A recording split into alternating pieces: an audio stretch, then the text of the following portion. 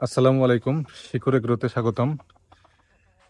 আপনাদেরকে গত ভিডিওতে দেখিয়েছিলাম যে আমার ছাগলের কি অবস্থা, ছাগলগুলোর আসলে কি মানে ভয়ঙ্কর অবস্থা আমার ছাগল খামারের। এক কথায় কি পরিমাণ ঠান্ডা এবং আপনার সম্ভবত পিপিআর রোগে আক্রান্ত। তো তাদের আজকের কি অবস্থা সেটা দেখাবো।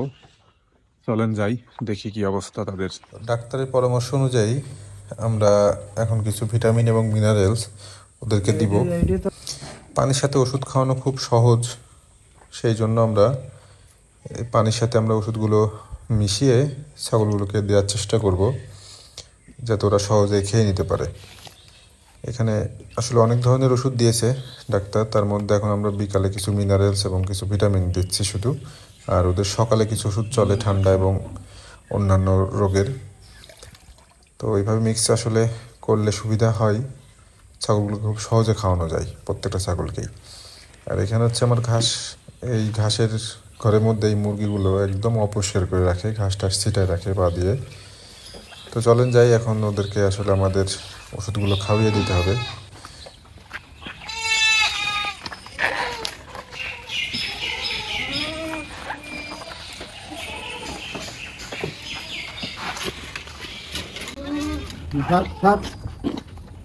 একটু তারপর এটা ঠান্ডা কমিস না, তো দেখছি চঞ্চল হয়েছে, খাওয়া দাওয়া মনে করছে। আর একটা মারা গেছে নাকি পরে? সকালবেলা এখানে একটা পড়েছিল একদম একদম কাশি। এই দুটো মনে করো একেবারে নবে। এই যে এটা ধারা চলে ওষুধ খাবে এখন ভেটানি বন্ধ। মাঝখানে দেন ওদের লোক পাই।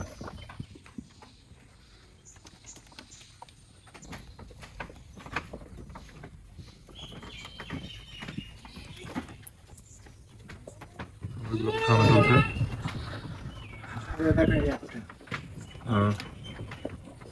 ও আর বাঁচবে না, না ও একদমই অবস্থা খারাপ। এই যে এটারও অবস্থা খারাপ, এই কালোটার। এই ঘরটা পরিষ্কারও করতে হবে, এই পাশে অনেক নোংরা নোংরা হয়ে গেছে।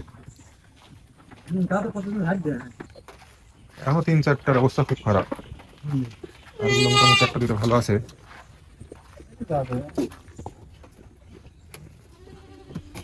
এই 3-4টা একটু ভালো আছে, এই যে এইগুলো একটু ঠান্ডা ঠান্ডা কম। এই পাশে এটাও ভালো আছে, তারপর এখন একটু সুস্থ। এইখানে এগুলো একটু ভালো আছে, এইটাও ভালো আছে। এইদিকে 3-4টার অবস্থা খারাপ, এই 3টার অবস্থা খারাপ।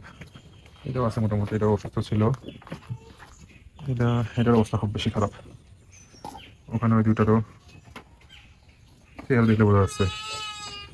এটার গায়ে মানে জ্বর আছে।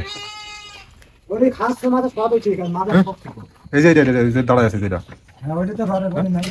জ্বরের ইঞ্জেকশন আছে, ইঞ্জেকশন দিতে হবে তাদের। ওর গায়ে জ্বর মনে হচ্ছে, জ্বর।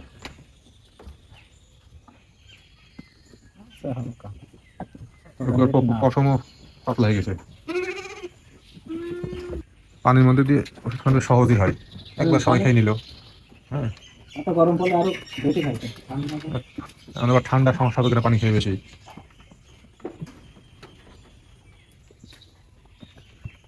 ওদের যদি খাওয়া শেষ হয়ে যায় তাহলে এই সেটা নিয়ে চলে আসেন। এখানে যেগুলো আছে এই সেগুলো দেন, যেগুলো একটু দুর্বল। এগুলো আছে মোটামুটি ভালো আছে, এটা সুস্থই আছে, এগুলো সুস্থ আছে আলহামদুলিল্লাহ। আলাদা করে বেশ ভালোই হয়েছে এখন। আর এখানে যেগুলো আছে এগুলো অনেকটাই ভালো আছে, যদি এর মধ্যে অসুস্থ কম ছিল, কিন্তু তারপরে যেটুকু ছিল এখন আগে ছাড়া ভালো।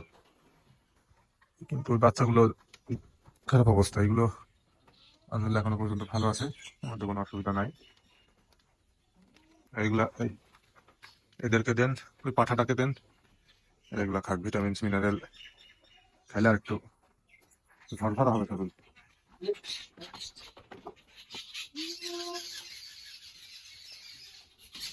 সারাদিনে আমার খামার বাড়ি এই পাখিদের আর কি ডাকে সবসময় সরগম হয়ে থাকে।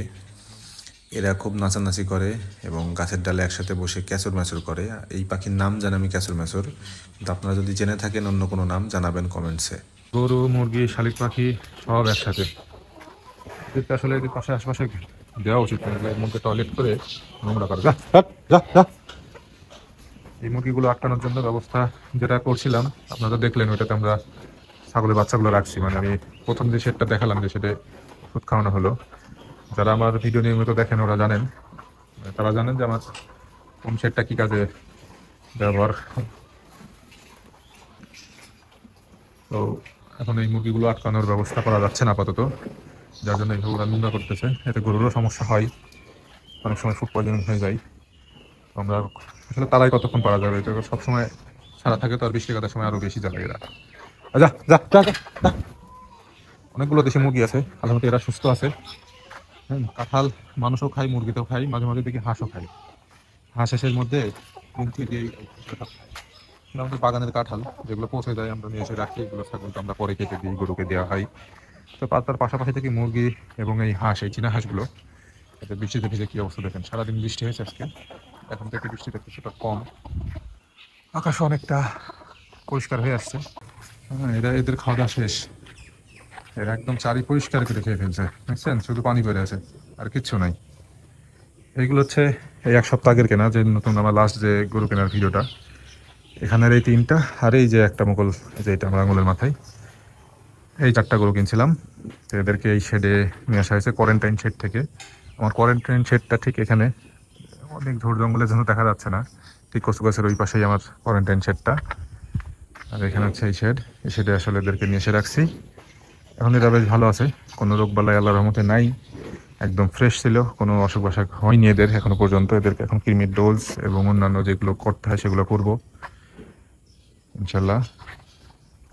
আপনারা যারা আমার চ্যানেলটা এখনো পর্যন্ত সাবস্ক্রাইব করেননি, সাবস্ক্রাইব করুন এবং এরকম আরও সুন্দর সুন্দর ভিডিও দেখুন। আল্লাহ হাফেজ।